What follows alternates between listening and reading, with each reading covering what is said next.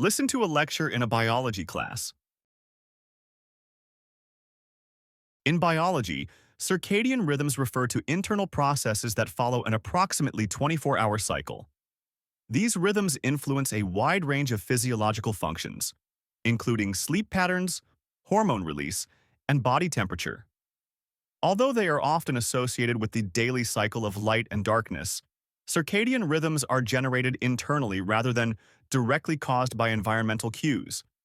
Research has shown that a small region in the brain, called the suprachiasmatic nucleus, plays a central role in regulating these rhythms.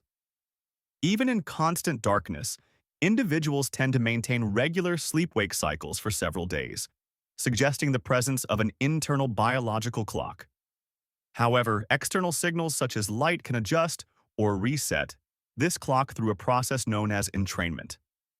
A well-known example involves shift workers.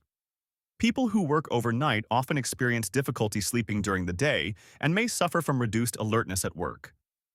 This occurs because their internal rhythms remain synchronized with daylight hours, despite changes in work schedules. Similarly, travelers crossing multiple time zones may experience jet lag, a temporary mismatch between internal rhythms and local time. Studies using laboratory animals provide further evidence. When rodents are kept under constant lighting conditions, their activity cycles gradually drift, no longer aligning precisely with a 24-hour day. This drift demonstrates that circadian rhythms are self-sustaining, but require environmental input to remain accurately synchronized. Understanding circadian rhythms has practical implications, particularly in medicine, where treatment effectiveness can vary. Now answer each question based on what you hear in the lecture. What is the main focus of the lecture?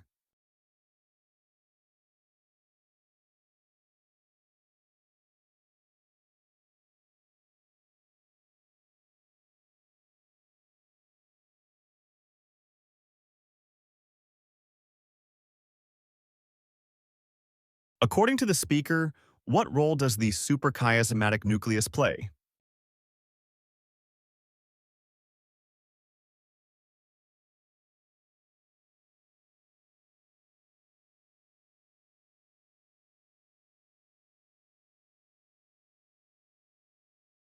Why does the professor mention shift workers?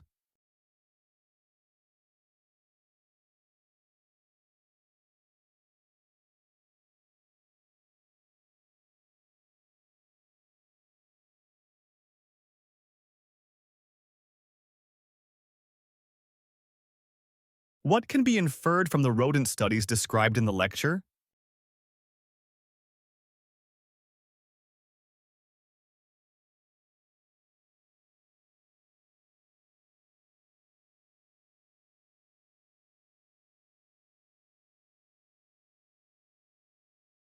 What does the professor suggest about practical applications of circadian research?